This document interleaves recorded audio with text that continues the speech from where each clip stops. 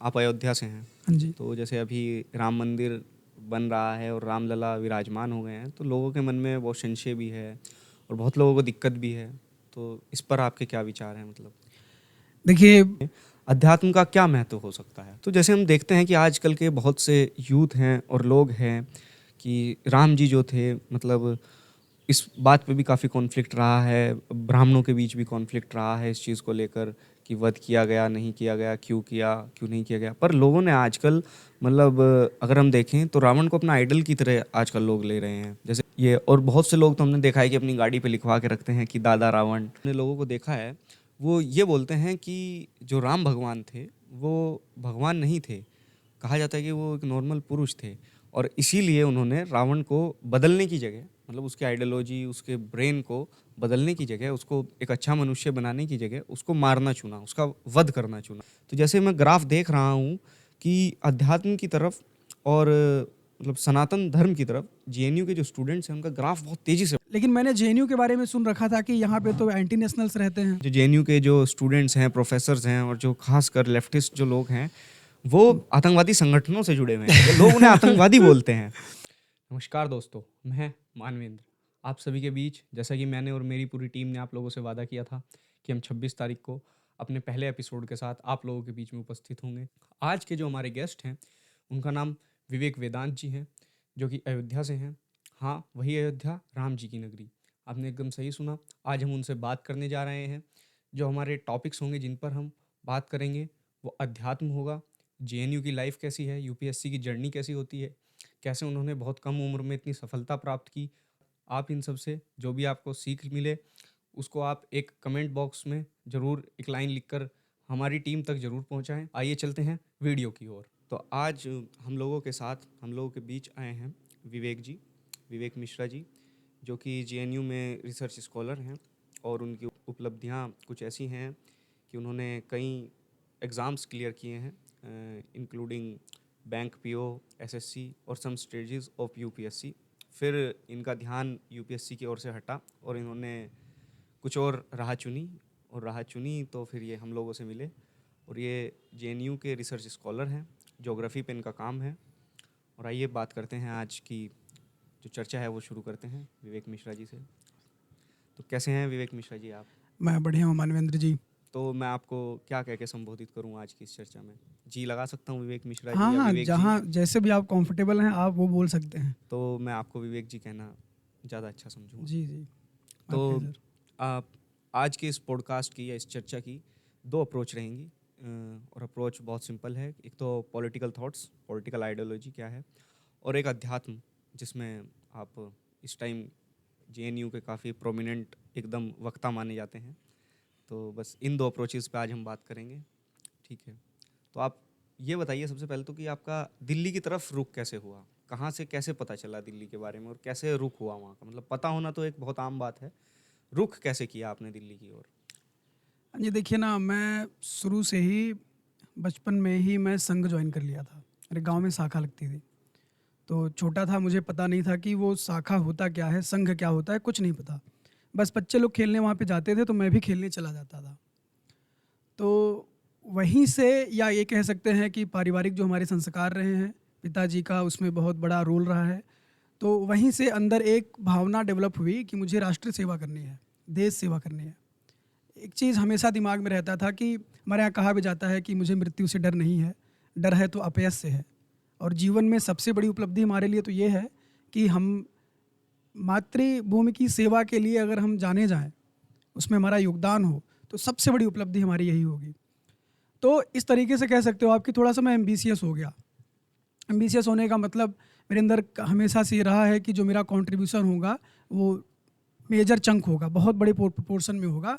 मतलब मैं इतना उस मामले में कॉम्पिटिटिव हूँ कि मुझे लगता है कि जब मैं अंतिम सांस लूँ अपनी, तो उस समय मैं ये कह सकूँ कि मैं जो है वन ऑफ द जो मेजर कंट्रीब्यूटर्स हैं उनमें से रहूँ मैं, जब देश सेवा की बात आए। तो पढ़ाई लिखाई तो उधर से ही कंप्लीट हुई, अम्बेडकर नगर से ही, जो कि अयोध्या से कटा हुआ एक ज़िला है। तो वहाँ से कंप्लीट हुई, लेकिन फिर भी लग रहा था कि यार सफिशिएंट नहीं हो पा रहा है। तो कुछ पारिवारिक चीज़ें बदलती रहती हैं जब सूरत सीरत, तो उसी हिसाब से पेरेंट्स भी आपको कोऑपरेट कर पाते हैं। इच्छा तो उनकी हमेशा रहती है कि वो अपने बच्चों को बेहतर सुविधा प्रोवाइड करें, लेकिन फिर हालात बदलें, उसमें मैं ज़्यादा नहीं जाऊँगा क्योंकि वो पर्सनल हो जाता है बहुत ज़्यादा। तो मन में ये था कि कुछ करना है, इंजीनियरिंग तो कर नहीं सका क्योंकि कुछ वहाँ पे प्रॉब्लम्स थी, मैं एडमिशन ले नहीं सका। तो एक ही था कि सिविल सर्विसेज में जाना है। तो वहाँ से फिर मैं आ गया पटेल नगर, करोल बाग के जस्ट बगल में है, वहाँ मैं चला गया। और हालांकि इलाहाबाद में ही गया था, तो वहाँ गया तो मुझे पता चल गया कि यहाँ रह के ज़्यादा कुछ नहीं होने वाला, क्योंकि मेरे पास क्या था कि मुझे एडवाइस देने वाले, सजेशन देने वाले बहुत कम लोग थे, उनकी संख्या बहुत कम थी। तो मुझे ये था कि अगर मैं एक बार अपना इन्वायरमेंट चेंज करूँगा तो शायद मुझे बेहतर सर्किल मिल सके, मेरा पीयर ग्रुप अच्छा हो सके। और किसी एक बहुत समझदार व्यक्ति ने कहा था कि अगर आपको जीवन में कुछ भी करना है तो पीयर ग्रुप बहुत बड़ा डिसाइसिव फैक्टर होता है। अगर आपका पीयर ग्रुप ठीक नहीं है तो आप कुछ भी अंदर से सोचो, आपको लगे कि आप कुछ भी कर सकते हो किसी से अलग हो के, नहीं हो पाएगा। पीयर ग्रुप आपके लिए हमेशा, क्योंकि वो फीड करता है ना आपको चीज़ जो सबकॉन्शियस माइंड में है। एक मोरल सपोर्ट भी होता है, जो हाँ जी, बहुत पीयर ग्रुप का एक बहुत बड़ा फैक्टर है कि आपको मोरल सपोर्ट के लिए आपके पास हमेशा कोई ना कोई खड़ा होगा। एग्जैक्टली और जब आपका पीयर ग्रुप कॉम्पिटेंट रहता है तो आप कॉम्पिटेंसी की तरफ जो है आपकी जर्नी बढ़ बढ़ती जाती है। तो इसीलिए मेरे दिमाग में था कि चलो दिल्ली तो कुछ हो यार, दिल्ली बड़ा शहर था, तो आ गया मैं यहाँ पे। तो वहाँ पे फिर मैं सीजल वगैरह की तैयारी स्टार्ट किया। मेरा क्वांट बहुत मजबूत था, मैं बचपन से ही मैथमेटिक्स के लिए जाना जाता था, मेरा बहुत नाम था उस मेरे पूरे एरिया में। तो वो मेरा आसानी से हो जाता था, मतलब मुझे कुछ एफर्ट नहीं लगाने पड़ते थे। एग्जाम के 10-15-20 दिन पहले पढ़ना स्टार्ट कर दिया और हो जाता था। तो मेरे पापा ने वैसे मुझे अलाउ नहीं किया वो सब जॉब करने के लिए, बैंक पीओ की भी जॉब करने के लिए उन्होंने अलाउ नहीं किया, क्योंकि मैं उस समय 20-21 साल का था। तो ये था कि अभी से मैं 9 to 5 जॉब करूँगा या मैं हमेशा बिजी रहूँगा तो अभी ठीक नहीं है, ब्रेन अभी और डेवलप होना चाहिए, मुझे और पढ़ना चाहिए। तो उन्होंने कहा अभी पढ़ो। तो फिर मैं सिविल सर्विसेज की तैयारी स्टार्ट कर दिया, जो कि मेरा एक अल्टीमेट ऑब्जेक्टिव था। वहाँ मैं करने लगा। फिर वहाँ पे मेरे सीनियर्स मिले जो भी थे लाइब्रेरी में जो पढ़ते थे लोग, तो उन्होंने जेएनयू के बारे में मुझे बताया कि, क्योंकि मैं बीच बीच में बहुत हम्बल बनने के चक्कर में बोल दिया करता था कि यार फाइनेंशियल सपोर्ट मुझे कंटिन्यूसली मिल नहीं पाएगा। तो फिर उन्होंने जो है मुझे बताया कि जेएनयू चले जाओ, जवाहरलाल नेहरू यूनिवर्सिटी एक है और वहाँ पे यार हॉस्टल वगैरह सब मिल जाता है। तो लेकिन मैंने जेएनयू के बारे में सुन रखा था कि यहाँ पे तो एंटी नेशनल्स रहते हैं, ये तो बहुत ही गंदी गंदी जगह है। तो मन में ये था यार कि नहीं, चल के देखते हैं, किसी की बातों का विश्वास क्या करना। अच्छा, आज भी लोगों के दिमाग में, बच्चों के दिमाग में है कि एंटी नेशनल है। मैं अपने कई रिलेटिव से पूछा हूँ कि, क्योंकि मैं आ गया जेएनयू तो मुझे लगा और लोगों को भी आना चाहिए। मेरे एरिया में कोई नहीं है जो जेएनयू जानता हो, मैं एकमात्र व्यक्ति हूँ जो जेएनयू पहुँच सका हूँ। तो मैं उन लोगों से पूछता था कि कभी अपने बच्चों को वहाँ एडमिशन दिलाओ, मैं कोऑपरेट करूँगा, मैं बताऊँगा, टिप्स दूंगा कैसे एग्ज़ाम देने हैं, क्या क्या है। वो तैयार नहीं है, उनको लगता है कि जेएनयू में बहुत से गंदे गंदे थॉट्स लोगों के मन में। एक तो एंटी नेशनल फोर्सेस वो हो गए, वो तो हैं, चलो थोड़े कुछ क्वांटिटी में तो हैं, उनको डिनाई नहीं कर सकते हम, लेकिन मेजरली बच्चे पढ़ते भी तो हैं, मेजरली पढ़ते ही हैं। मेजरली पढ़ते हैं, हाँ, ये तो तो है। वहाँ से जो तैयार नहीं थे, तो मैंने देखा कि ये लोगों के मन में, जबकि ये बहुत ही अच्छा डेस्टिनेशन है, अगर किसी को अपना करियर कुछ लड़खड़ाते हुए नज़र आ रहा है तो जेएनयू के एक लट्ठ के रूप में, एक दंड के रूप में उसकी सहारा ले सकता है। तो है। तो जैसे आपने बताया कि आप अयोध्या से हैं, हाँ जी। तो जैसे अभी राम मंदिर बन रहा है और रामलला विराजमान हो गए हैं, तो लोगों के मन में बहुत संशय भी है और बहुत लोगों को दिक्कत भी है। तो इस पर आपके क्या विचार हैं? मतलब देखिए, पूज्य दीदी साध्वी जी जो हैं, साध्वी रितम्बरा जी, उन्होंने कहा है कि भारत, राम जो है ना, राम प्राण है भारत के, और प्राण के बिना शरीर चलता नहीं है। शरीर कितना भी मजबूत हो, प्राण जब शरीर को छोड़ देता है ना, तो फिर प्राण की कोई अहमियत, फिर शरीर की कोई अहमियत नहीं रह जाती है। तो वो जो जगह है अयोध्या, वो एक जगह, एक तरीके से कहो आपकी भारत रूपी शरीर का, इवन विश्व रूपी शरीर का एक केंद्र बिंदु है। वो आत्मा वहाँ पे विराजमान है, और वहाँ से अगर किसी को समस्या है तो समझो कि उसे अपने आत्मा से समस्या है। फिर वो अपने, फिर वो कुछ नहीं कर पाएगा। एक तरीके से समझ लो कि वो अपने आप को मृत्यु के बराबर समझ रहा, वो मतलब जीवित व्यक्ति नहीं है। तो राम से दिक्कत तो किसी को नहीं होनी चाहिए, विश्व में किसी को नहीं होनी चाहिए। राम तो बिल्कुल अनडिस्प्यूटेड फिगर रहे हैं। और अब तो विश्व भी सनातन धर्म को अपना रहा है। बहुत से लोग हैं जो बड़ी बड़ी कंट्रीज से, जो बहुत डेवलप्ड कंट्रीज़ हैं, जैसे यूएस हो गया, जर्मनी हो गया, से लोग आप देखते हैं अयोध्या में आ रहे हैं, हरे कृष्ण चिल्ला रहे हैं और भजन कीर्तन कर रहे हैं, अपना जीवन अच्छे से व्याप्त कर रहे हैं, बहुत अच्छा जीवन जी रहे हैं, मांस मदिरा सब छोड़ चुके हैं, तो ये भी एक फैक्टर हो सकता है। उस पे आपके क्या विचार हैं? पहले हमारे देश का नाम, मतलब जो हमारा भारत खंड है वो जम्मू द्वीप का खंड है, जम्बू द्वीप का। और इस पूरे जम्मू द्वीप में कभी भी हमने जिस तरीके से लोग धर्म को देखते हैं, हमने कभी धर्म को नहीं देखा। पिछले जितने भी 1000 साल से व्यक्ति ह्यूमैनिटी जो एग्जिस्ट कर रही है, हमने कभी उस रूप में नहीं देखा। हमारा धर्म का मतलब है ड्यूटी से, कर्तव्य से संबंधित है, और धर्म सबके व्यक्तिगत होते हैं, और धर्म जो है समय पे डिपेंडेंट होता है। अभी आपका समय क्या है और अभी आपका धर्म क्या है, उस समय डिफाइन होता है। तो हमारे लिए धर्म तो ये है, और यही शाश्वत है, यही सनातन है। क्योंकि अगर कोई नहीं भी बताएगा ना कि आप किसी धर्म से बिलोंग करते हो, लेकिन अगर उसके अंदर ये मोरल एथोस है, सोशल एथोस है, तो वो अपने धर्म का निर्वहन करेगा वो।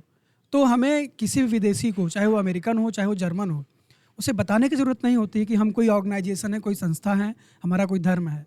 नहीं, वो हमारे व्यवहार को जब देखता है, एक हिंदू व्यक्ति जो है, एक जो प्रॉपर हिंदू अपने आप को समझता है और उस सारी नीतियों को, रीतियों को फॉलो करता है, तो उसका जो बिहेवियर होता है ना, वो अनुकरणीय होता है। वो लोगों को बहुत अच्छा लगता है, सूदिंग लगता है। उसको लगता है कि ये सस्टेनेबल है, इससे जो है और भी प्राणी और भी जो जीव हैं, चराचर जीव हैं, उन लोगों का भी जीवन निर्वहन, उनका भी एक तरीके से कह सकते हो कि विकास संभव है हमारे साथ में भी। तो उनको बहुत ही नेचुरल लगता है। हम लोग बहुत ही ऑर्गेनिक लोग हैं। अब आजकल तो ऑर्गेनिक प्रोडक्ट, नेचुरल प्रोडक्ट का बहुत ट्रेंड चल रहा है। हाँ। तो हम लोग मतलब कि पैटर्न के रूप में, सिविलाइजेशनल पैटर्न के रूप में हम लोग शुरू से ऑर्गेनिक ही रहे हैं, क्योंकि हम इवॉल्व किए हैं। और जब कोई इवॉल्व करता है तो कॉम्प्लेक्स हो जाता है। ये तो है। तो हमारी इस कॉम्प्लेक्सिटीज़ में उनको एक एक एंगल में, एक एक एस्पेक्ट में ना, उनको ब्यूटी नज़र आती है। तो उनको लगता है कि उनको फॉलो करना चाहिए, और हम बिना किसी को फोर्स किए, बिना किसी प्रलोभन के वो लोग फॉलो कर रहे हैं। और हमें भी बहुत प्रसन्नता होती है कि लोग सद्मार्ग पे आ रहे हैं। हमें इस बात की खुशी नहीं है कि वो लोग हमारे धर्म को ज्वाइन कर रहे हैं, हमारा ऑर्गेनाइजेशन एक्सपैंड हो रहा है। ऐसा हमारी कुछ भावना ही नहीं है। बस हमें इस बात की प्रसन्नता है कि वो लोग सही मार्ग पर चल रहे हैं और उनका जीवन सुखद हो रहा है। ये तो है। और जैसे हम देख भी रहे हैं कि बहुत से लोग जो अदर कंट्रीज से इंडिया आते हैं, तो वो मांस मदिरा यहाँ आके सब छोड़ देते हैं। तो मांस मदिरा का, जबकि ऐसा नहीं है, हमारे वेदों में भी मदिरा के बारे में लिखा गया है, शराब के बारे में लिखा गया है, पर सोम रस के रूप में लिखा गया है। पर लोगों ने उसकी बहुत अलग एक डेफिनेशन बना ली है, और जो यूथ है वो बहुत उसकी तरफ खींचा चला जा रहा है कि पार्टी करनी है तो क्लब्स जाना है और ये सब करना है, जबकि ये कभी भारत की संस्कृति नहीं रही।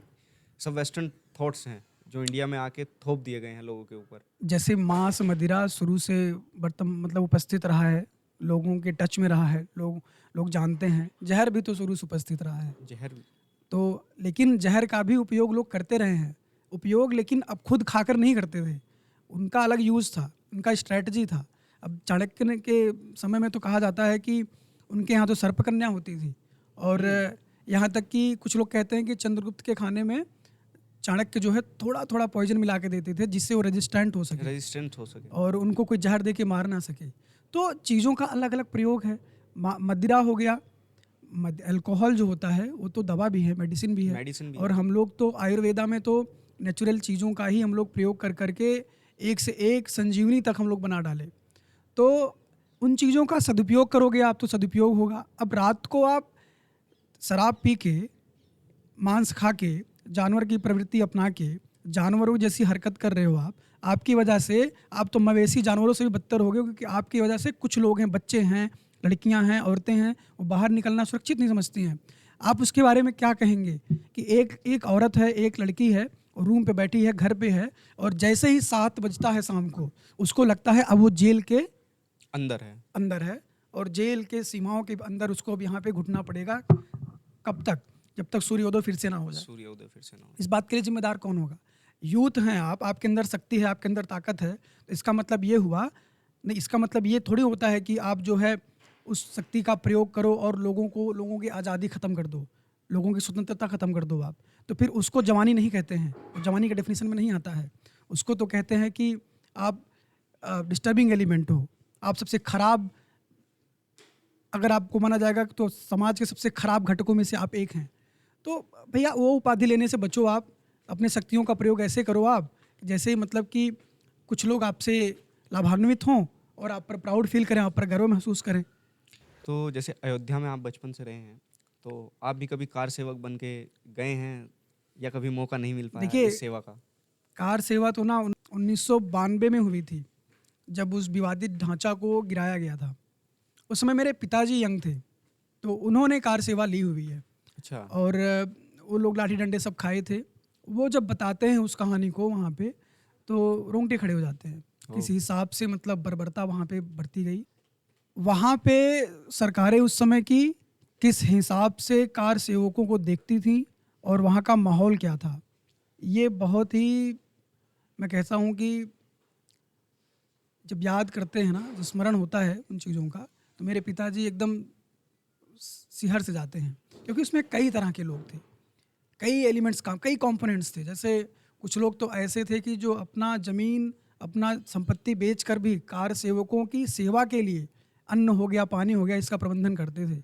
और वहीं पे सरकारें थीं कुछ कि जो कि गोली चलाने में भी कतराई नहीं कभी। गोली चलाने में भी नहीं कर, जैसे कि हम देख रहे हैं कि दिल्ली जैसे शहरों में जो लोग रह रहे हैं, वो अध्यात्म से कैसे जुड़े? मतलब बेसिक स्ट्रक्चर क्या है सनातन धर्म का?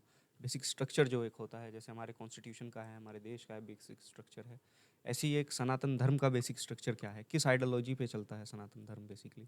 धर्म पर चलता है। धर्म पर चलता है। धर्म, धर्म जो कि इसका परिभाषा धर्म रिलीजन नहीं है, अच्छा। धर्म अलग है।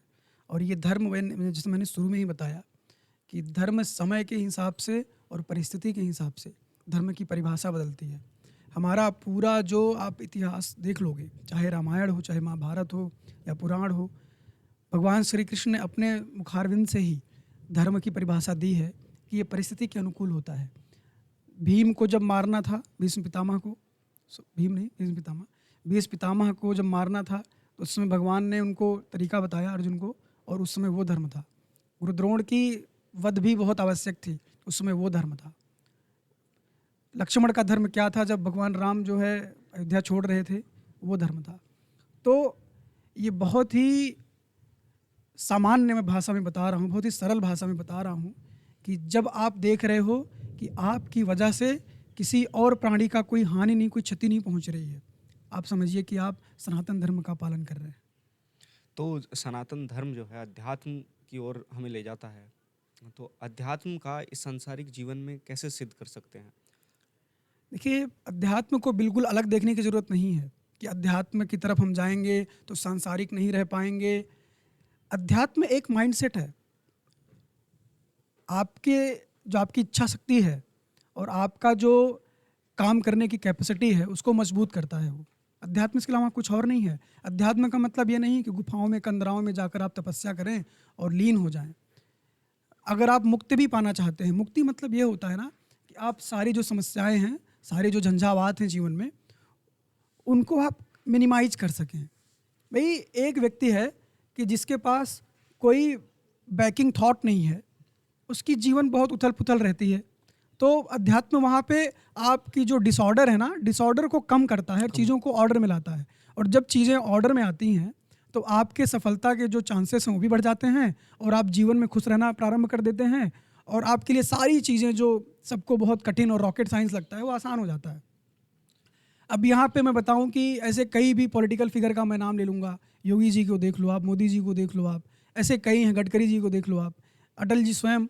तो ये सभी जो है अध्यात्म का इनके जीवन में बहुत बड़ा बहुत रोल रहा बड़ा है। रोल रहा है। और वो उनकी जो मानसिक शक्ति है, जो उनका मस्तिष्क है, उसको बहुत ही प्रबल रूप से मजबूत बनाया। और उसी का ये परिणाम है कि आज देश को भी ऊंचाइयों पर ले जा रहे हैं और खुद तो बुलंदियों पर हैं ही। खुद तो बुलंदियों पर है ही, ये तो है। तो जैसे कि दिल्ली जैसे शहर में, जहाँ सब सुख सुविधाएं हैं, सब चीज़ है, और इंसान यहाँ पे आके बहुत भागदौड़ भरी ज़िंदगी हो जाती है इंसान की। अगर आप और हम भी देखें तो मतलब जब हम यहाँ से अपने घर जाते हैं तो हमें एक रिलैक्सिंग वाला माहौल मिलता है। रिलैक्सिंग वाला माहौल इन द सेंस कि कोई बर्डन नहीं है। और दिल्ली में मतलब एक अगर कोई 10 साल का बच्चा भी है तो उसके ऊपर भी बहुत बर्डन है, सर्वाइव करने का बर्डन है, कि उसको अपने साथ के जो उसके साथ जो स्टूडेंट्स हैं, 2-3 हज़ार जो स्टूडेंट्स पढ़ रहे हैं, उनसे आगे निकलने का एक है। किसी को ऑटो जल्दी पहुंचने का है, किसी को पता है कि हर 3 मिनट में लगभग कि दूसरी मेट्रो आनी है, पर फिर भी उसको भाग कर उसी मेट्रो को पकड़ना है। तो ऐसी इतनी भाग दौड़ भरे जीवन में अध्यात्म का क्या महत्व हो सकता है, और अध्यात्म को हम मतलब कैसे अपने जीवन में अपना सकते हैं जिससे हमारा जीवन सरल हो जाए? देखिए, ये आजकल जैसा आपने कहा कि लोगों के ऊपर बहुत प्रेशर है आगे निकलने की। पर वो आगे निकलना ज़रूरी तो है नहीं कि आपको आगे निकलना है, कोई दौड़ रहा है तो आप भी दौड़ना शुरू कर दो। अरे भाई, कोई दौड़ रहा है, आप गाड़ी ले सकते हो, गाड़ी ले लोगे अगर आप, तो आप उससे कहीं गुना आगे निकल जाओगे। अध्यात्म वही है। लोग दारू, मदिरा और जो ये मांस सेवन है, इन सब में फंसे पड़े हैं। आप थोड़ा स्पिरिचुअल हो जाओ, थोड़ी सी आध्यात्मिक हो जाओ आप, तो एक तरीके से समझो कि वो गाड़ी लेने के बराबर है उन लोगों के कंपैरिजन में जो पैदल चल रहे हैं। ये तो है। तो इस हिसाब से आपको वो लीप फ्रॉग जो है दिलवाएगा और आप कहीं आगे निकल जाओगे। और सारा कुछ ये जीवन जो है मस्तिष्क का ही खेल है कि आप जो है अपने आप को संयमित कैसे रखते हैं और अपने टास्क को आप कैसे कंप्लीट करते हैं। अगर आप थोड़े से स्पिरिचुअल हैं, आप सुबह उठते हैं, आप जो है सूर्य नमस्कार कर लेते हैं, मतलब आप डिसिप्लिन रहते हो अगर, और उसके बाद अपने काम को करते हो, तो आपका काम एक लिमिटेड टाइम फ्रेम में वो कंप्लीट होने वाला है। और जब आपका एक एक काम कंप्लीट होता जाएगा तो सारे जो बैकलॉग्स हैं वो ख़त्म होते जाएंगे। तो आप थोड़े से प्रसन्न रहोगे, और जब आप प्रसन्न रहोगे तो आपके न्यूरॉन्स जो हैं बढ़ेंगे, उनकी संख्या बढ़ेगी, तो आपका मस्तिष्क, आपकी स्मरण क्षमता जो शक्ति है, सब कुछ बढ़ेगा। तो एक तरीके से आप जो नॉर्मल लोग हैं, साधारण लोग हैं, उनकी तुलना में आप एक अलग व्यक्ति हो जाएंगे और एक अलग व्यक्तित्व आपका हो जाएगा। ये तो है। तो जैसे कि हम लोग देखते हैं, आपने अयोध्या को बहुत करीब से देखा है और आप वहाँ से काफ़ी जुड़ाव भी रहा है, तो आप रामायण और इन सब के बारे में काफ़ी गहन तरीके से आपने विषय में अपना अच्छा स्मरण रहा होगा आपका।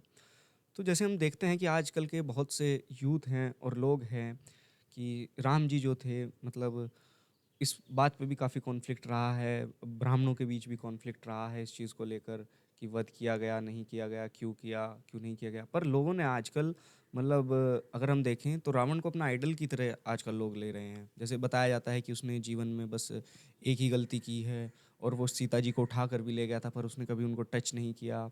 तो इन सब पर मतलब ये, और बहुत से लोग तो हमने देखा है कि अपनी गाड़ी पे लिखवा के रखते हैं कि दादा रावण, और ये सब मतलब अपने पूर्वज बहुत गर्व से पूर्वज बताते हैं कि हम उनके पूर्वज हैं। तो ऐसा क्यों हो रहा है आजकल की सोसाइटी में? देखिए, रावण को आइडियलाइज करना रेडिकुलस है, अटर रेडिकुलस है। रावण ठीक है, ब्राह्मण पैदा हुआ, ब्राह्मण कैसे पैदा हो गया? देखो, उसका अगर हम थोड़ा सा देखें कि ऋषि पुलत्स्य और विश्रवा, इनके वंशज हैं रावण। चलो ठीक है, वो ऋषि मुनि थे, लेकिन उनकी माता जो है राक्षसी थी। तो उनका प्रवृत्ति कोई जन्म से कुछ नहीं होता है, कर्म से होता है। तो कर्म और प्रवृत्ति उनका राक्षसों वाला था रावण का। और उसके सह में सारे राक्षसों ने मानवता को ध्वस्त कर दिया। ऋषि मुनि कौन होते थे? ऋषि मुनि वो तो ब्राह्मण ही थे, कर्म से ब्राह्मण ही तो थे। कोई भी ऋषि मुनि बन सकता था उस समय। आजकल के ब्राह्मणों को नहीं समझना चाहिए कि केवल मेरे ही पूर्वज ब्राह्मण और ऋषि मुनि थे। नहीं, सारे मानव जो यहाँ पे हैं, हमारे ऋषि मुनि सबके पूर्वज हैं, एक लोगों के पूर्वज नहीं है वो। और ऋषि मुनियों की तो कोई गोत्र नहीं होती, कोई जाति नहीं होती, कोई जाति नहीं होती। तो वो ऋषि मुनि क्या था कि सारी सुख सुविधाओं को छोड़कर गुफाओं में जाके, जंगलों में जाके बेचारे तपस्या करते थे। तपस्या मतलब अनुसंधान करते थे कि टेक्नोलॉजी को थोड़ा विकसित करते थे, और जिससे जो है उसको मानवता के भलाई के लिए प्रयोग में लाया जा सके, यही करते थे। लेकिन उसको तहस नहस करने का काम रावण और रावण की सेना जो कि फैली हुई थी चारों तरफ, वो करती थी। भगवान राम जो थे ना, वो जब वन गए थे तो अपने पिता की उनकी आज्ञा का केवल पालन करना था, मर्यादा बचाने के लिए।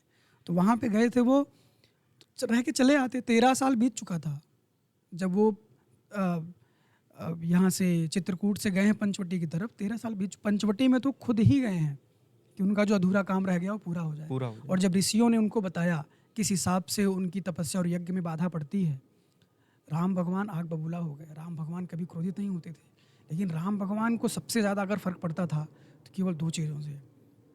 ब्राह्मणों के कोई तंग करे वो, क्योंकि ब्राह्मण ही तो ऑर्डर में रखते थे ना चीज़ों को, और गऊ अगर वध करे कोई तो भगवान राम को तुरंत पता चल गया कि अगर धर्म स्थापित करनी है, धर्म का अगर कह सकते हो कि नवीनीकरण करना है या उसको थोड़ा सा अलग स्टेज पे ले जाना है, तो ब्राह्मणों की जो तपस्या है उसमें कोई कमी नहीं आनी चाहिए।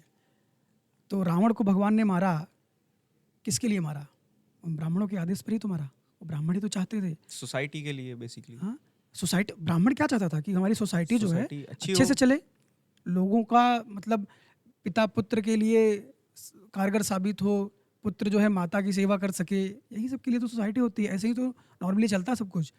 तो कभी भी आप देखोगे कुंभकर्ण मरा अगर, या अगर मेघनाद मरा, या अतिकाय मरा, कोई भी मरा, जो बड़े बड़े बलिष्ठ लोग थे जिनको मारना असंभव था, तो सबसे ज़्यादा खुश कौन हुआ? ऋषि मुनि तो खुश हुए। ऋषि मुनि। तो भैया आप क्या कर रहे हो? रावण के चक्कर में उन ऋषि मुनियों को जो अच्छे ब्राह्मण रहे हैं उनको आप दुत्कार रहे हो, और जो गंदे ब्राह्मण है, क्योंकि आपकी जो है आपका जो प्रवृत्ति है ऐसा हो चुका है कि आपको केवल जो है अल्कोहल आइडियलाइज करना है, मांस सेवन आइडियलाइज करना है, उस हिसाब से अब आप रावण को भी आइडियलाइज कर रहे हो। तो आप यही तो कर रहे हो। तो ये रावण को ब्राह्मण मानना या उसको अपना रोल मॉडल मानना, ये कह सकते हो कि नाश है, इससे ज़्यादा कुछ नहीं है, अनर्थ है, ये इससे ज़्यादा कुछ नहीं है। ये तो है। और जैसा कि हम देखते भी हैं, मतलब रावण जो था वो इतना पावरफुल हो चुका था एक समय पे कि बताया जाता है कि उसने जितने भी ग्रह हैं अपने बेटे इंद्रजीत के लिए सबको बंदी बना लिया था, जिससे कि उसका बेटा अमर हो जाए।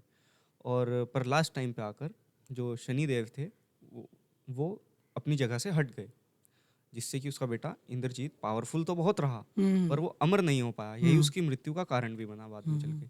तो क्या रावण सच में इतना पावरफुल था कि उसने बंदी बना लिया होगा उस समय पे, या सिर्फ दंत कथाएं हैं? देखिए, शक्तियाँ जो होती है ना वो कर्म के अधीन होती हैं। आप कर्म करोगे, भगवान ने एक नियम बना दिया, प्रकृति का नियम है कि अगर देखो, मैं अगर मेरे पास ताकत है शरीर में, तो यहाँ पे 10 किलो का कुछ सामान रखा है, मैं उठाऊंगा तो उठेगा। भगवान आके उसको नीचे नहीं गिराएंगे। ग्रेविटी जितना काम करते उतना करेगी। तो रावण अपने तपस्या से, तपस्या का मतलब मेहनत, तो मेहनत तो करता ही था, ठीक है। शिवाजी को देख लो आप, वो भी एक अच्छे योद्धा थे, लेकिन उन्होंने क्या किया? धर्म के उत्थान के काम लिए किया। किया, हिंदू उत्थान धर्म के के लिए, उत्थान के लिए, मानवता के उत्थान के लिए उन्होंने काम किया, तो हम उनको अप्रिशिएट करेंगे ना। उत्पीड़न नहीं किया किसी का। तो रावण का क्या था कि उसने तो तपस्या करके, मेहनत करके उसने तो शक्तियाँ अर्जित कर ली थी, उसमें डाउट नहीं है कोई। लेकिन इसीलिए तो भगवान को अवतरित होना पड़ा ना उसको मारने के लिए। अगर कोई सामान्य राजा अगर उसको मार सकता था तो मार देता वो, क्योंकि रावण तो टारगेट पे था सबके। ये तो है। लेकिन वही है कि अब उसको तो भगवान ही मार सकते थे ना। लेकिन हाँ। भगवान ने सोचा कि लोग इतने, मतलब मनोबल उनका लोगों का डाउन कैसे हो गया, तो उन्होंने मनुष्य रूप में मारा रावण को, ये दिखाने के लिए कि भगवान को अवतरित होने की जरूरत नहीं थी। तुम चाहते तो तुम खुद जो है मार सकते थे। मार सकते थे, ये तो है। पर कई बार जो हमने लोगों को देखा है वो ये बोलते हैं कि जो राम भगवान थे वो भगवान नहीं थे। कहा जाता है कि वो एक नॉर्मल पुरुष थे, और इसीलिए उन्होंने रावण को बदलने की जगह, मतलब उसके आइडियोलॉजी, उसके ब्रेन को बदलने की जगह, उसको एक अच्छा मनुष्य बनाने की जगह उसको मारना चुना, उसका वध करना चुना। ठीक है। और वहीं तर्क ये देते हैं लोग कि जो बुद्ध थे, और बुद्ध ने उंगली मार, जो एक राक्षस है, और बचपन में वो कहानी सबने पढ़ी होगी, मैं उम्मीद करता हूँ कि सभी ऑडियंस ने वो कहानी पढ़ी होगी। उंगली मार जो थे, उंगली मार को मारा नहीं था, उसको हृदय परिवर्तन किया। हृदय परिवर्तन कर दिया था। देखिए, ऐसे हृदय परिवर्तन तो भगवान राम ना, उनके प्रजन से ही हो जाता था। पूरी अयोध्या परिवर्तित हो गई, पूरी अयोध्या नीतियों पर चलने लगी, धर्म पर चलने लगा। तो केवल भगवान राम के प्रजंस से उस समय की जो जनता थी ना, वो धर्म पर चलने लगी।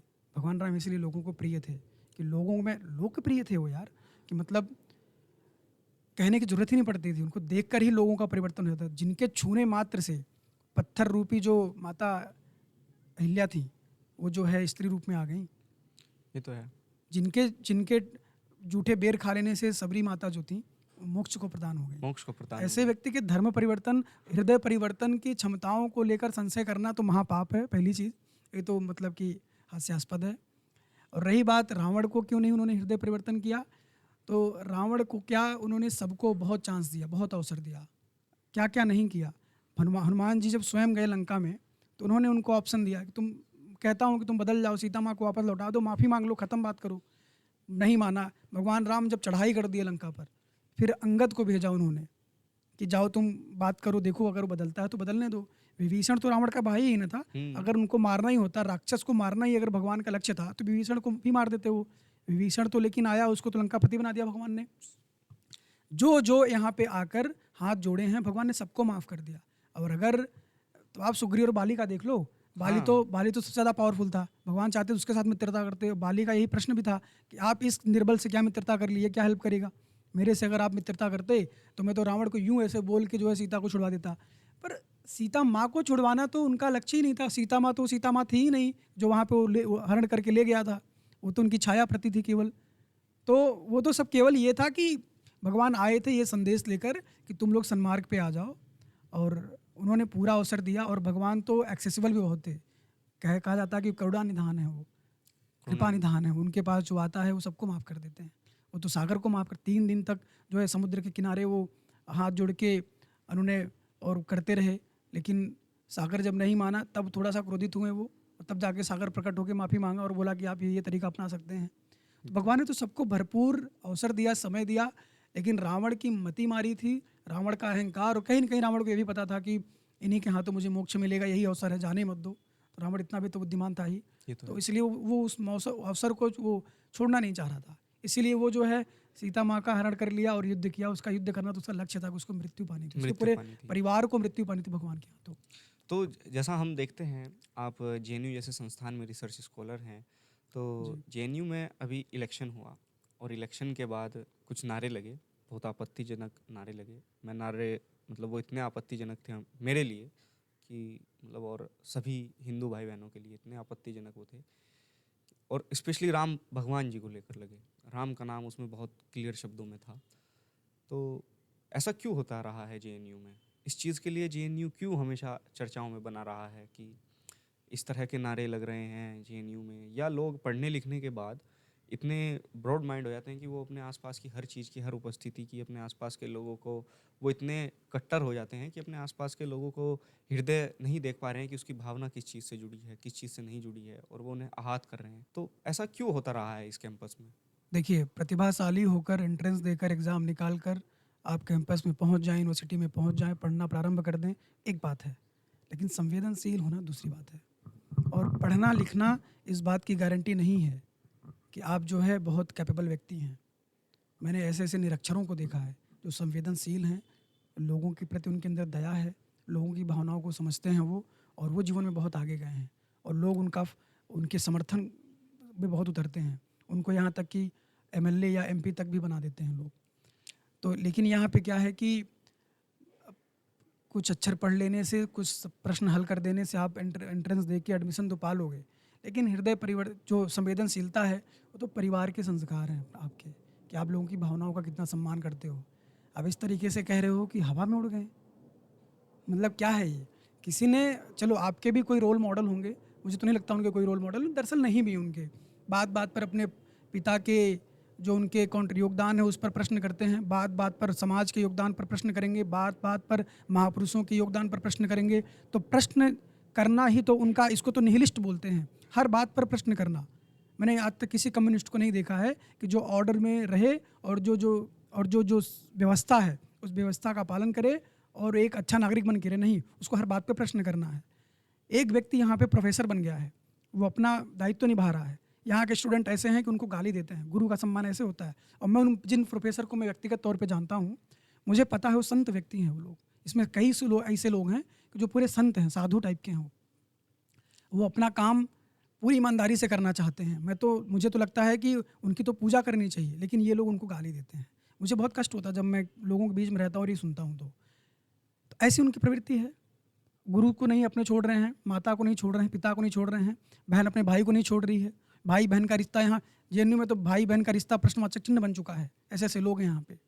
तो यहाँ तो बहुत घटिया स्तर पर लोगों का दिमाग जा चुका है। तो उसको तो भगवान ही उनको सुधार पाएगा, क्योंकि वो हमसे, आपसे और लोगों से सुधरने वाले रहे नहीं। ऐसे लोगों के लिए संख्या जब बढ़ जाती है तो भगवान अवतार लेना पड़ता है। हो सकता है ये लोग जल्दी अपनी संख्या बढ़ाएं और भगवान फिर से अवतार लें और फिर से थोड़ा सा इन लोग को ठिकाने लगाएं। नहीं तो ये लोग सारे बच्चों के दिमाग को इन्फेक्ट कर रहे हैं। एक बीमारी की तरह ये लोग जो है बच्चों के दिमाग को इन्फेक्ट कर रहे हैं। यही जाके प्रश्न करें अपने, जिनकी माता, इनके पिता जो राम राम रट रहे हैं, यही बात जाके उनसे करेंगे, उनको कैसा लगेगा कि वो जो है भगवान राम को गाली दे रहे हैं। जिनके लोक में जाना है आपको, उन्हीं को गाली दे रहे हो आप। पर जैसा कि मैं पिछले कुछ समय से देख रहा हूँ कि जेएनयू का जो ग्राफ है, एक समय पे तो ये था कि जेएनयू वाज वेरी कम्युनिस्ट, और जैसा कि हमारे देश के एक्सटर्नल अफेयर मिनिस्टर्स भी कहते रहे हैं ये, कि जेएनयू वाज वेरी हाँ, वो लेफ्टिस्ट तो एट दैट टाइम। और मतलब ऐसा रहा है। पर अब जो मैं ग्राफ देख रहा हूँ कि अब स्थिति बहुत इन कंट्रोल है, in control in the sense कि जो नए जो बच्चे आ रहे हैं, जैसे जो यूजी में जो बच्चा आएगा उसके पास इतनी समझ नहीं होगी, नॉर्मल सी बात है, उसका ब्रेन इतना डेवलप्ड नहीं होगा। उसका रीज़न ये है कि आप 12th करके एक बच्चा आ रहा है, उसने भी दुनिया नहीं देखी है, मम्मी पापा से कभी दूर नहीं रहा है, अपने परिवार से कभी दूर नहीं रहा है, और वह आके रह रहा है और उसको एकदम से फ्रीडम बहुत ज़्यादा मिल जाती है, क्योंकि जेएनयू फ्रीडम का दूसरा नाम अगर है तो वो जेएनयू है। अगर आपके, और अब देखना आपको है कि आपको उस फ्रीडम को कैसे यूज़ करना है। तो जैसे मैं ग्राफ देख रहा हूँ कि अध्यात्म की तरफ और मतलब सनातन धर्म की तरफ जेएनयू के जो स्टूडेंट्स हैं उनका ग्राफ बहुत तेज़ी से बढ़ रहा है, बहुत तेज़ी से बढ़ रहा है। देखिए, मैं तो नहीं कहूँगा कि वो बहुत बिलीवर बन रहे हैं और भगवान के प्रति उनकी आस्था बढ़ रही है। ये फैशन है जेएनयू में जो चल रहा है, ये कल्चरल फैशन है। हम मटकी अगर फोड़ने का कार्यक्रम आयोजित होता है किसी संस्था द्वारा, तो लोग उसमें पार्टिसिपेट करते हैं। दिवाली मन रही है, दिए जला रहे हैं लोग फ़ोटो खिंचाने के लिए पार्टिसिपेट कर रहे हैं। तो एक तरीके से कह सकते हो कि ऐसे लोग हैं, एक ऐसी पीढ़ी है जिसको इन सब चीज़ों में बहुत इंटरेस्ट है कि उसको फ़ोटो खिंचाना है। देख ही रहो आप रील्स, इंस्टाग्राम, इन सब का जो ज़माना चल रहा है। तो मैं तो कहूँगा कि यहाँ पे पॉपुलेशन वो वाली है। तो पहले जो बात होती थी कि भगवान के प्रति उनका आदर होना और भगवान को अपने जीवन का एक हिस्सा मानना, वो तो बहुत कम है। लेकिन हाँ, ये कह सकते हो आप, जिस हिसाब से पहले सरकारों को ध्वस्त करने का, समाज को ध्वस्त करने का, सिस्टम को ध्वस्त करने का जो मनोप्रयोग यहाँ पे बच्चों के अंदर था, उसकी जो इंटेंसिटी है वो कम हुई है। उसका कारण ये रहा है कि आपने सुना होगा कि अब्राहम लिंकन का एक कोट है कि कुछ लोगों को आप जो है कुछ समय तक मूर्ख बना सकते हैं और कुछ लोगों को बहुत समय तक मूर्ख बना सकते हैं, लेकिन बहुत लोगों को हमेशा के लिए आप मूर्ख नहीं बना सकते। तो कब तक मूर्ख बनाते हैं? इनका भी अपना पीरियड जा चुका है, सरकारें इनकी ख़त्म हो चुकी हैं, कहीं तो दुनिया में रहे नहीं, यही जेएनयू में रह गए हैं। तो अब यहीं से चाहते हैं कि ये इनका जो है लेबोरेटरी होगा, और लेबोरेटरी इनके लिए है भी, यहाँ पे समर्थन तो है ही। अभी देखो रिसेंट जेएनयू इलेक्शन इन्होंने जीता भी, पूरा नहीं जीता लेकिन ठीक है, 3 इन्होंने जीता, एक जो है बापसाइड लोग जीते हैं। तो आप कह सकते हो कि मूर्ख तो नहीं बना सकते बच्चे जो आ रहे हैं बाहर से।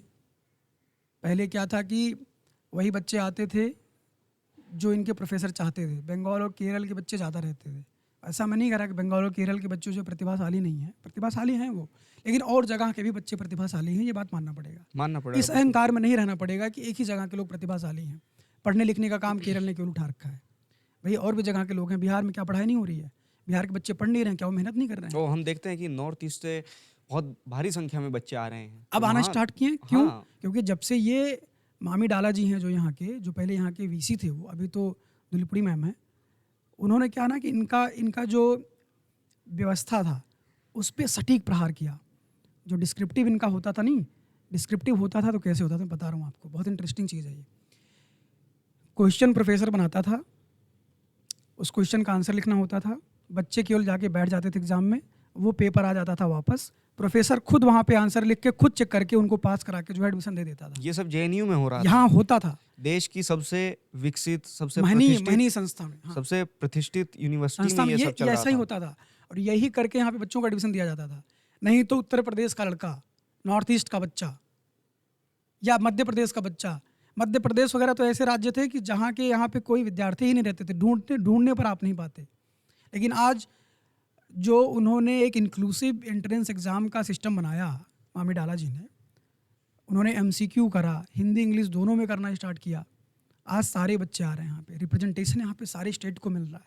ये लोग जो रिप्रेजेंटेशन की बात करते हैं, उस समय कहाँ पे थे जब बच्चे ही नहीं आते थे? अरे छोड़ो यार, जो रूल कर रहे हो उसका रिप्रेजेंटेशन छोड़ो, आप पढ़ने का रिप्रेजेंटेशन देखो। आप पढ़ाई तक आप नहीं करने देते थे उन बच्चों को, लेकिन आज आ रहे हैं। और आप देखोगे ना, ये लोग सबसे ज़्यादा गाली उसी व्यक्ति को देते हैं, मामी डाला सर को, जबकि वो व्यक्ति हमारे जैसे विद्यार्थियों के लिए, आपके जैसे विद्यार्थियों के लिए भगवान समान है।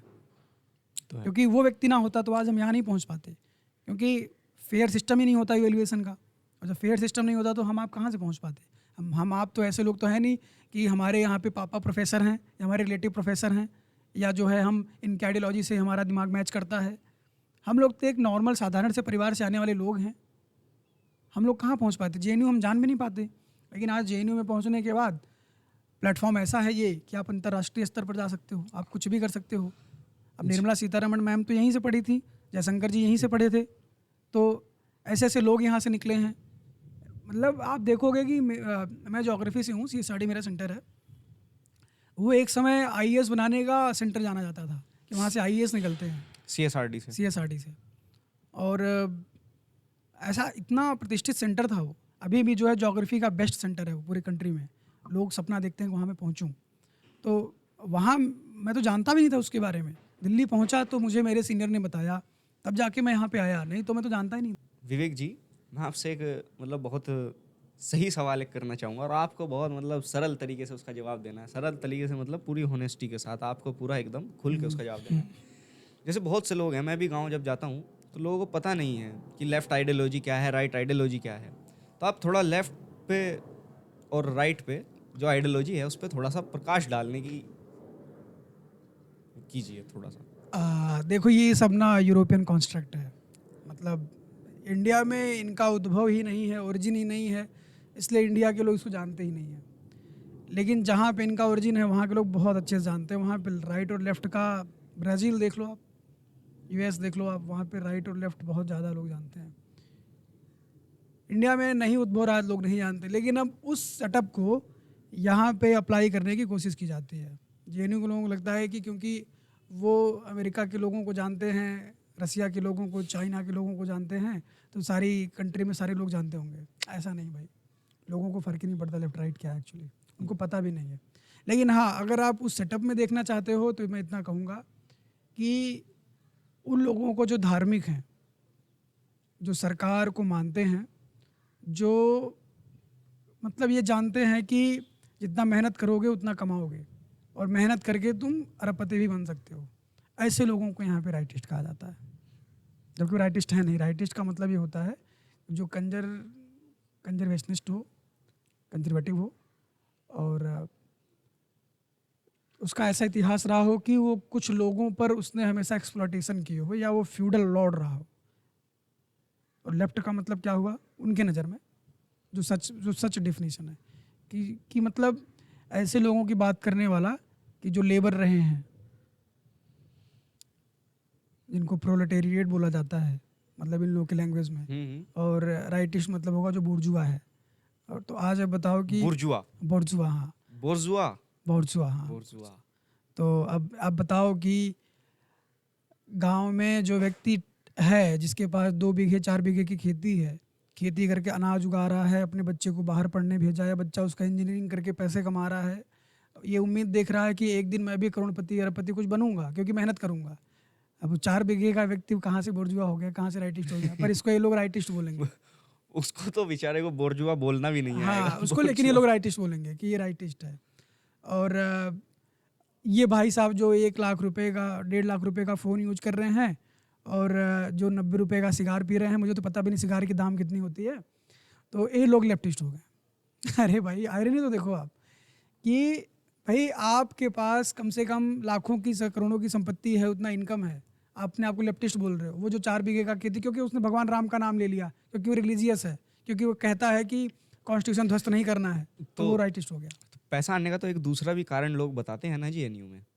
और लेफ्ट के पास सही कह रहे हो आप, मैं समझ गया आप कहाँ जा रहे हो। जैसे अगर जब गांव में आप जाएंगे तो आप किसी से पूछ लीजिएगा कि, और मतलब लोग उस चीज़ पे बहुत खुल के बोलते हैं हमारे देश में, तो एकदम बोलते हैं कि जो JNU के जो स्टूडेंट्स हैं, प्रोफेसर्स हैं और जो खासकर लेफ्टिस्ट जो लोग हैं वो आतंकवादी संगठनों से जुड़े हुए हैं। तो लोग उन्हें आतंकवादी बोलते हैं, तो और बोलते हैं कि फंडिंग बहुत आती है लेफ्ट के पास, पाकिस्तान से फंडिंग आती है, सुना तो मैंने भी दुबई से फंडिंग आती है, ऐसा बोला जाता है।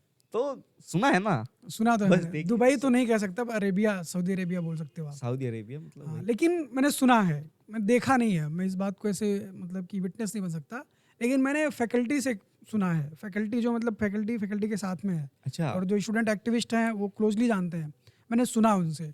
और टेररिज्म से लिंक होना तो जो मेरे समझ में हो तो मैं डायरेक्ट स्टैब्लिश कर सकता हूँ कि इनका है। मैं तो प्रॉपर कहता हूँ इनका है, क्योंकि उमर खालिद कौन था? हाँ, कश्मीरी बच्चे, जो सारे कश्मीरी बच्चे नहीं, कश्मीरी बच्चे बहुत अच्छे होते हैं, वो भारत देश के हैं और उनका योगदान रहता है इस देश के। कितने मैंने अभी आपने देखा होगा कि एक थे कोई पुलिस ऑफिसर थे, उनकी भी उन लोगों ने मर्डर कर दी। हाँ, तो वही है कि जो देश हित, इंटीग्रिटी, इन सब की बात करेगा, सॉवरेनिटी इन सब की बात करेगा, इन सब के पक्ष में रहेगा, उसको ये लोग मार देंगे, चाहे वो मुसलमान खुद ही क्यों ना हो, उनको नहीं फ़र्क पड़ता। ये लोग तो बस केवल पता नहीं कौन सी ताकत के लिए, पता नहीं कौन सी आसमानी किताब के लिए जीने वाले लोग हैं। तो अब उमर खालिद को देख लो आप, सर्जिल इमाम कौन था? मतलब नॉर्थ ईस्ट जो कि महादेव की धरती रही है, उसको कट करने की उसको बात कट करने की बात कर रहा है। कह रहा है कि यहाँ पे इतने डंबर डालो कि यहाँ से जो सेना जा ही नहीं पाएगी, और फिर वहाँ उत्पात मचा दो 5 नॉर्थ लाख ईस्ट में। लोग अगर मेरे पास हों तो मैं पूरा बंद कर दूंगा, कट बताओ, कर दिया जाएगा। ऐसी बातें कर रहे हो आप, और उसके बाद आप कॉन्स्टिट्यूशन की बात करोगे। तो चलो ये तो कॉन्स्टिट्यूशन मतलब, की कॉपी जलाने के लिए भी हाँ ये तो मतलब चलो कि पब्लिक डोमेन में चीज़ें ओपनली हैं, लेकिन जो इनका अंदर अंदर चल रहा है ना, पीएफआई का लिंक इनसे रहा है। कितने यहाँ पे जेएनयू के जो एक्टिविस्ट उनके ऊपर यूएपीए लग चुका है, और यूएपीए ऐसे नहीं लगती है ना, हाँ, ये ऐसे नहीं लगाती है। जब कोई फैक्ट होता है, जब उसकी प्रॉपर इन्वेस्टिगेशन हो जाती है तभी लगती है। तो ये तो मैं कहता हूँ। और यहाँ के कुछ प्रोफेसर हैं, फंडिंग तो देखो उनका सिंपैथी फंडिंग होता ही रहता है। नक्सलिज्म के नाम पर इनको इसीलिए अर्बन नक्सलिस्ट बोला जाता है, क्योंकि उन एरिया में लोगों को उनको बंदूक कहाँ से आ रहा है? उन एरिया में जो लोग बंदूक उठा रहे हैं, नक्सलाइट्स जो डिसेंट लोगों को मार रहे हैं, जो व्यक्ति अपने ड्यूटी पर है, हमारे आपके घर से गया हुआ व्यक्ति, सीआरपीएफ के जवान उनको जो मार रहे हैं, उनके पास बंदूकें कहाँ से आ रही हैं? 40 जवानों को उड़ा दे रहे हैं एक बार में। ये सुकमा आप देख ही रहे हो, ऐसे ऐसे कांड हुए हैं। बस्तर का भी मूवी आई तो आपने देखा ही। तो फंडिंग कहाँ से आ रही है? पैसे कहाँ से आ रहे हैं? कौन दे रहा है इनको? इंडियन गवर्नमेंट तो देगी नहीं कि चलो भाई हमने एक स्कीम चलाया है कि हम नक्सलियों के बीच में जो है बंदूक पहले देंगे फिर गोली खाएंगे। ऐसी स्कीम तो कोई गवर्नमेंट चलाएगी नहीं। कहाँ से आ रहा है? जो हमारी एनिमी कंट्री वहीं से तो आ रहा है। एनिमी कंट्री से आ रहा है। एनिमी कंट्री कौन है? चाइना है। चाइना तो हमारी कोई फ्रेंडली कंट्री तो है नहीं। चाइना डायरेक्ट इंटरवीन नहीं करेगी, नेपाल के थ्रू करेगी, ऐसे करेगी। पाकिस्तान है, पाकिस्तान के थ्रू वो भी करेगी। पाकिस्तान की तो अपनी कोई ताकत है नहीं, लेकिन वो चाइना के दम पे जो है हमको डिस्टर्ब करने की कोशिश करता रहता है। तो इनकी तो है। केरला देख लो आप, केरला हब था ISIS ज्वाइन करने का। Kerala the Kerala story movie आई तो आपने देखा भी होगा, सबने देखा होगा। हाँ, नहीं केरला स्टोरी मूवी आई, पर उससे पहले भी मैं जानता हूँ कि श्रीलंका में बहुत लोग पकड़े आते थे, जितने भी बम ब्लास्ट होते थे बांग्लादेश श्रीलंका में, तो केरल के बहुत लड़के पकड़े आते थे। और बहुत बेचारे ऐसे भी होते थे, आप कश्मीर में ही देख लीजिए। और मतलब बहुत से लोग ऐसे होते थे जो ब्रेन वॉश करके पत्थरबाज, पर हाँ। अब पत्थरबाज नहीं है, बहुत कम हो गए हैं। मैं उस पर वापस आता हूँ, जो मतलब कि पैसा कहाँ से कमाते हैं स्टूडेंट, तो जो कमाते ही हैं। पत्थरबाज भी तो पैसे के लिए ही, क्योंकि हमें नहीं पता है कि 2000 रुपये दिया है और बोला है कि वहां जाके पत्थर फेंकना भाई है। देखो गवर्नमेंट ने क्या किया, गवर्नमेंट ने किया क्या जम्मू कश्मीर में कि फंडिंग बंद करा दी। जो FCRA एक्ट है उसको उन्होंने मतलब कि अमेंडमेंट कर दिया। जो NGOs पैसा लेते थे बाहर से, उस पर रिस्ट्रिक्शन लग गए। अकाउंट दिल्ली का होगा तभी आप पैसे ले सकते हो बाहर से। तो ये सब रिस्ट्रिक्शन जब लग गए हैं तो फंडिंग कम हो गई। फंडिंग कम हो गई तो पत्थरबाज बोलने कि पैसे नहीं दोगे तो पत्थर क्यों मारूंगा मैं मैं कुछ और करूंगा जाके। पढ़ेगा वो ना भी पढ़े जाके कुछ काम करेगा। अब तो बुढ़ापे में क्या पढ़ेगा, जवानी तुमसे बर्बाद कर दी पत्थर मारने में। तो भैया वो तो परमानेंट एम्प्लॉयमेंट का जरिया तो था नहीं, तो टेम्परेरी एम्प्लॉयमेंट था। 500 रुपये लो, पत्थर मारो, 4 साल 5 साल काम कराया। अब क्या है, ऑर्गेनाइज सेक्टर था, अनऑर्गेनाइज सेक्टर था वो, इनफॉर्मल सेक्टर था। अब क्या है कि उसको तो साथ मोए मोए हो गया, धोखा हो गया। हाँ भाई, उसको तो भाई तुम अगर एम्प्लॉयमेंट दो तो हमेशा के लिए दो, नहीं तो फिर क्या करेगा बेचारा, बर्बाद है वो। इसीलिए उसके अंदर गुस्सा भी है। इसीलिए मुझे पता है जम्मू कश्मीर इलेक्शन कराओगे आप ना, तो जो प्रो राइट पार्टीज़ है ना, पॉलिटिकल पार्टीज, इनको बहुत ज़्यादा वोट मिलेगा, आई एम श्योर। तो ये चीज़ें हैं यहाँ पे। और फैकल्टी का क्या आपने देखोगे नहीं, 1.5-2 लाख रुपए सैलरी पाने वाले यहाँ की फैकल्टी 1 करोड़ का प्रॉपर्टी रख लेते हैं। सही कैसे होता है? कैसे होता है? फंडिंग ही तो आ रही है, कुछ ना कुछ फंडिंग देखो कई तरीके से होती है। एक तो डायरेक्ट फंडिंग आप अकाउंट में कर दो। दूसरा ये होता है कि आप सिंपैथाइज करो, कि जिसको प्रो बोनो एक्ट कहते हैं, सॉरी क्विड प्रो क्यों कहते हैं, कि आपका मैं हेल्प करूँगा, मतलब तुम मेरी पीठ खुजलाओ मैं आपकी खुजलाऊँगा। तो यही तो कर रहे हैं। अब इनको मैं नाम नहीं लूँगा, लेकिन JNU में प्रोफेसर की लड़की, प्रोफेसर का लड़का बॉलीवुड में जाके काम कर रहा है। उसको बॉलीवुड के कौन लोग हैं जो काम दे रहे हैं इतनी पुअर एक्टिंग स्किल पे समझ रहे हो आप? मतलब यहाँ आर्ट्स एंड एस्थेटिक वाले बच्चे हैं JNU में। सही बात है। आर्ट्स एंड एस्थेटिक वाले बच्चे यहाँ पे हैं JNU में, एक से एक टैलेंट है, एक से एक टैलेंट है। आप देखो आगे यहाँ पे उनको तो नहीं मिल रही जॉब, उनको तो कोई अपॉर्चुनिटी नहीं मिल रही है, इनको तो दे रहे हो आप। तो ये सब उसी नेटवर्क का पार्ट है। और भी चीज़ें देखते हैं, मतलब प्रोफेसर्स के बच्चे जो हैं वो एकदम से बहुत बड़े प्लेटफॉर्म पे उनका रिलीज होते हैं। हाँ भाई, जहाँ हम लोग का सपना होता है पहुंचना, वहाँ पे वो रिलीज होते हैं। थिएटर में बैठ के मूवी हम देखते हैं उन लोगों को, वो लोग जो वहाँ पे परफॉर्म कर रहे हैं। तो ये वही है कि मैं जो है, I rub your back you rub mine. तो ऐसे ही चल रहा है यहाँ पे। तो एक फंडिंग का वो भी एक पार्ट है, वो भी मतलब उसको एक फॉर्म है। हाँ, बार्टर सिस्टम कह सकते हैं, हाँ, ये मॉडर्न बार्टर सिस्टम है। हाँ, मॉडर्न बार्टर सिस्टम है कि मैं आपका हेल्प करूंगा, आप मेरा करो, पैसे बीच में नहीं आए, क्योंकि तो रेगुलेट हो रही है RBI के द्वारा। तो फिर चल रहा है, क्या करोगे? तो पकड़े जाएंगे ना आप, पकड़े जाएंगे। ठीक है। तो विवेक जी के साथ आज का सफ़र इतना ही था, और विवेक जी के साथ हम बहुत जल्द बहुत सी बातें करनी है, और विवेक जी के साथ हम फिर बैठेंगे कभी और बहुत अच्छे से बातचीत करेंगे। आप लोगों से हम विदा लेना चाहते हैं। आप लोग सब फैमिली के साथ, जितना भी आपके साथ आपका छोटा भाई बहन है, उसको ज़रूर दिखाइए, जिससे कि उसको पता चले कि क्या हो रहा है देश में, और कैसे कैसे कैसे लोग आपका ब्रेन वॉश कर रहे हैं, और क्या सब चल रहा है आपके इर्द गिर्द। ठीक है, आज के लिए इतना ही। धन्यवाद।